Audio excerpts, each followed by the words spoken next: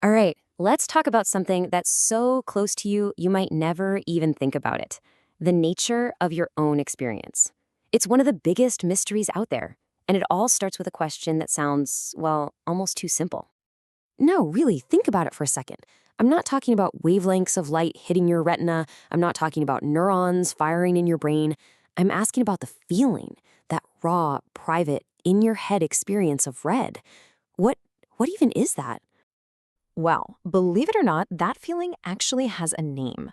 Philosophers call these experiences qualia. It's just a fancy term for all the subjective, qualitative stuff we experience. Or, to put it way more simply, they're the raw feels of being alive. Okay, so raw feel, what does that really mean? It sounds super abstract, but I promise you it's the most concrete thing in your life.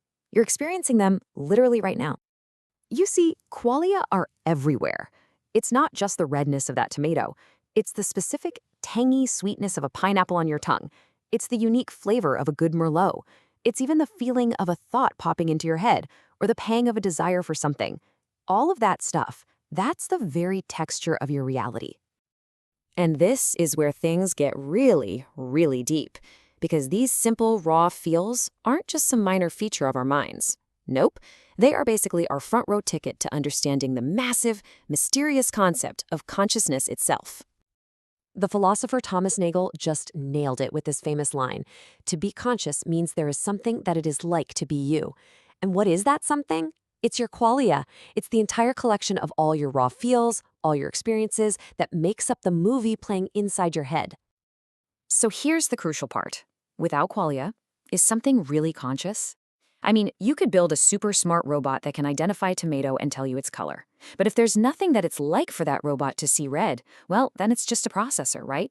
It's not conscious like we are. Qualia, they really seem to be the main event. But here is the massive catch.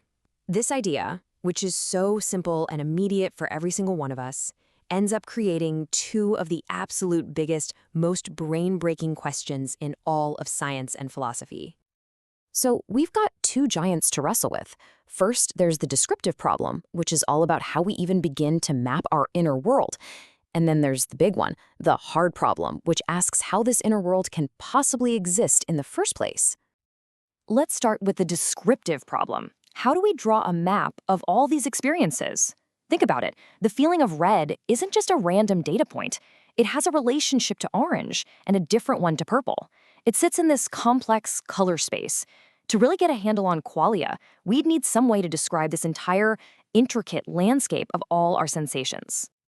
And then we have what the philosopher David Chalmers famously dubbed the hard problem. And honestly, this one is the showstopper.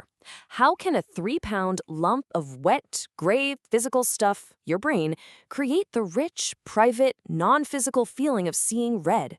How does boring old matter create a subjective experience? We have no clue. As you can probably guess, trying to answer these questions has sparked a massive battle of ideas in philosophy. So let's take a quick look at the main contenders, because each one has a totally different take on what your feeling of redness actually is. Okay, let's break these down real quick. First up, you've got identity theory. It's the most direct. It just says the feeling of red is a specific state in your brain. They're literally the same thing. Then there's functionalism. This view says, hey, it's not about what it's made of, it's about what it does.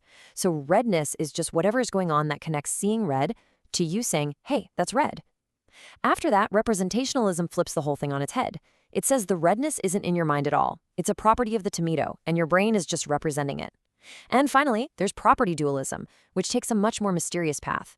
It says the feeling of red is a brand new non-physical thing that just emerges from the brain, kind of like a ghost in the machine.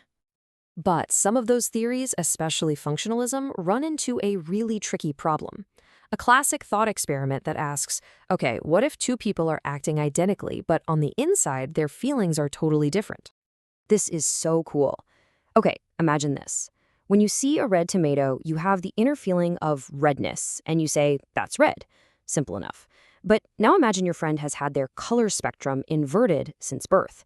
When they look at that same red tomato, their inner feeling is what you would call greenness, but they learned from day one to call that feeling red. So you're both functionally the same. You'd both call a fire truck red, but your private subjective realities are completely opposite. This really suggests that qualia might be something more than just the job they do. Phew, okay, so after diving into all of these huge philosophical debates and thought experiments, let's pull back and bring this home.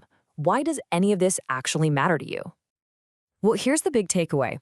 That private world inside your head, your qualia, it isn't just a side effect. It's the central feature of consciousness. Your simplest sensations, things you take for granted every second, are tied to the biggest mysteries in philosophy. And what's so wild is that even though your knowledge of your own feelings feels more direct and certain than anything else, there's still no single scientific or philosophical explanation for what your subjective reality actually is. Which brings us right back to the ultimate and maybe unanswerable question. We can use the same words, we can point to the same objects, but we can never, ever truly know for sure if the red that you see is the same as the red that I see.